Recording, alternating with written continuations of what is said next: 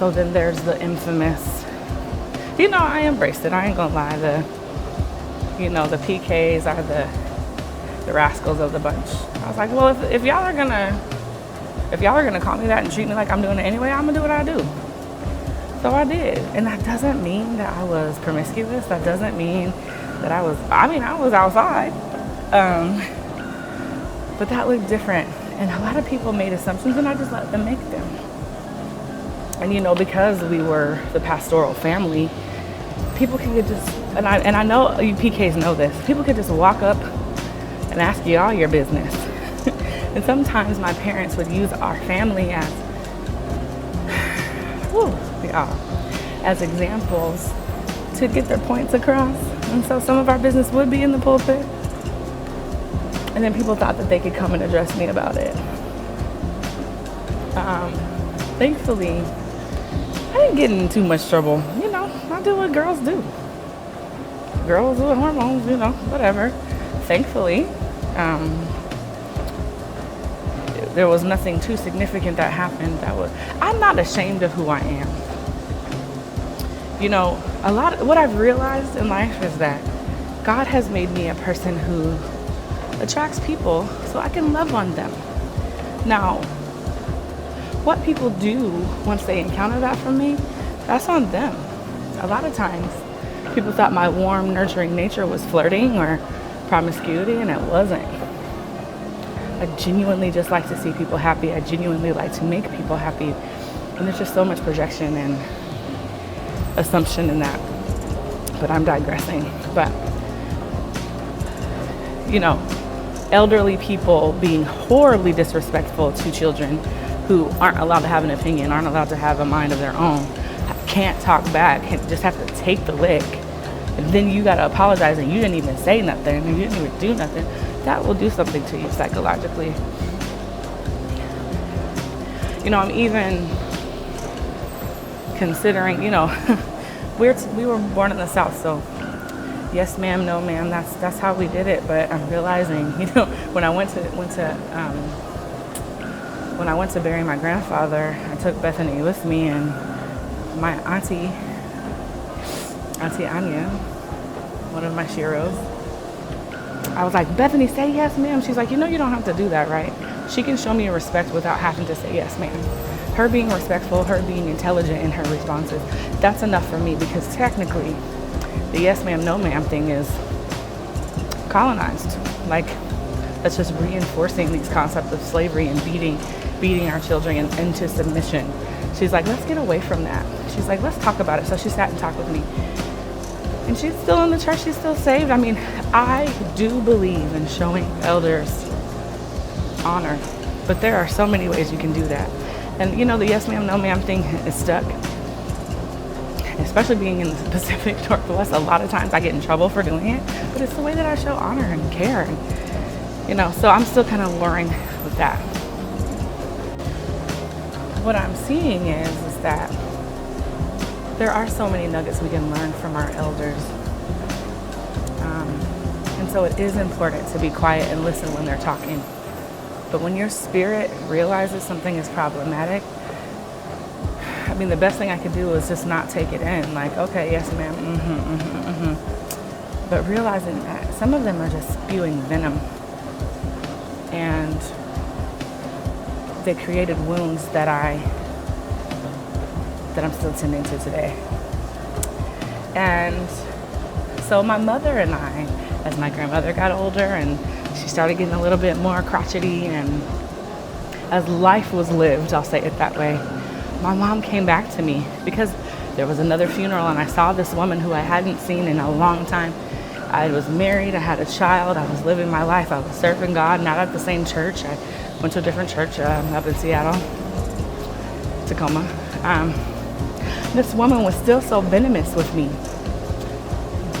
She goes, she was gonna call me the name, but she saw that my husband was right there, so she kind of pivoted. But my mom walked over and was like, nope, you're not gonna speak to my child that way. And she didn't do it like publicly in front of anybody, but she got her together. And then later she pulled me aside and was like, parents don't always get it right, and I meant well, but you did not deserve that. And I'm sorry that you had to endure that for the sake of deference. You know, the best thing that we can do as an apology is change our behavior. And so my mom started arresting those things. She changed the culture in her church to be more tolerant, to be more loving, and to kind of reframe some of those old thoughts. And to me, that helped me heal part of this mother wound that I'm tending to, because it takes a village. It takes a village. And so my mother and my grandmother weren't the only women who were imparting. And I had both grandmothers, blah, blah, blah. But our church culture, and I'm not going to get into the church hurt thing, but that harmful theology of you are a wretch.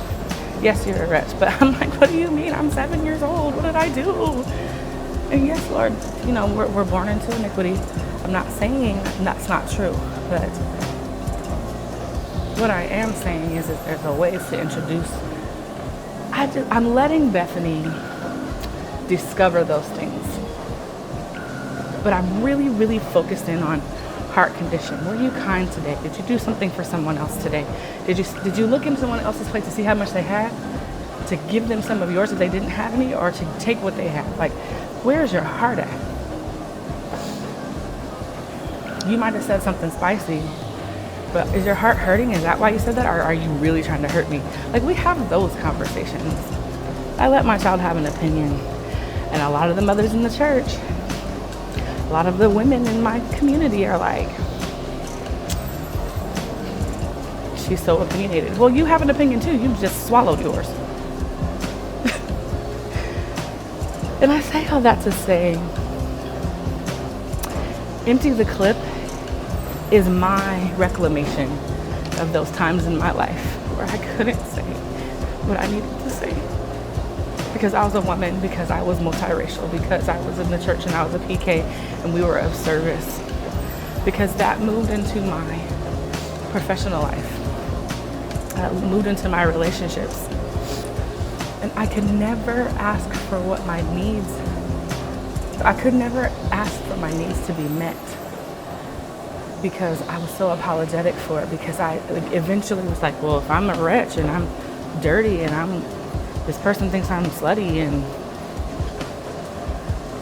then there's something wrong with me. I'm tarnished. I have a crimson stain. And yes, I understand the redemption story, the salvation story, but just existing, that's not true.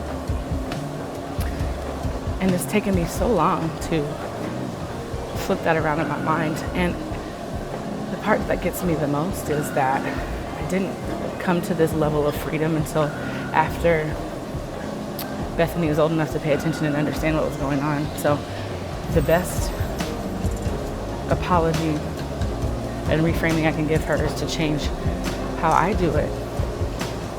And so Empty the Clip is like, I'm gonna say what's on my mind. And what's been so cathartic and therapeutic is when I say things, people's eyes get so big because they're not used to Mercedes, the sweetheart, getting with you. And it's taken me work to say what I said, to put a period on the end instead of an LOL. But it is so satisfying to watch people squirm when they know they've done, especially if they know they've done wrong. I'm like, Ann, let's go. Feels good to ask for my needs to be met unapologetically. It feels good to walk away when something doesn't serve me, knowing that I left someone better than I found them. But I advocated for myself. I'm not apologizing anymore for peace's sake. I'm not reconciling with people who have wrecked my life just because we may have, this isn't necessarily true, but may have the same blood coursing through our veins. If I have to do all that to be in community, you are not the community for me. If I can't show up as my quirky, strange self with my curves, and not just be respected for who I am and the opinion and the mindset that I have.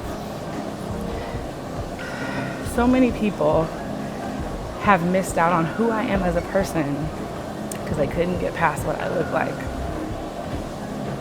And that's their fault. That's their bad. That's their loss. I just leave people where they are.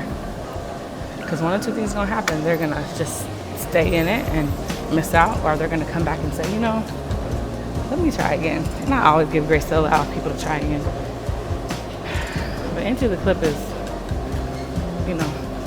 that's what it's about. I'm a beast. I can be so ferocious. I am not a damsel in distress. I am a tank that needs more ammunition, and people don't get that. Because the thing about me is I'm nice, as sweet as pie. But about my child, about my money, about me, finally about me, play with me if you want to. You're going to get your feelings hurt. You're going to get sliced up, and I'm going to be gone down the street before you realize that you even got. And I don't mean that in a violent way, but it takes a lot for me to get there. So if I'm there, trust you deserve it. Anywho, I hope this helps someone. I had to get that off my plate, off my mind. I'll probably have more bonus material, but yeah, just because we were raised in a way does not mean that there weren't things that were problematic about it. There aren't things that you can't turn around. Parents aren't always right. And my parents, even before my dad passed away, he and I had that conversation too, because he was chronically ill. He was like, hey, I did what I could. Here's what I know now. Here's how I think you should do it now. And it helped me reconcile and gain peace with my dying father. And now my relationship with my mother is so much richer because we can talk about it and we can talk about those things and what does Scripture really say about this. It's a very cathartic exercise, and I encourage you to do it. Just because you've known something for 80 years of your life and you've walked it out doesn't mean you weren't wrong. I think sometimes with the elderly, they double down because it means that the time that they invested they look at it like it's for naught, but it's not. Like if you're learning and you're growing, that's how making mistakes is how we get to success. But anyway, I love you, and there's nothing you can do about it. Until next time, my babies, collide with me.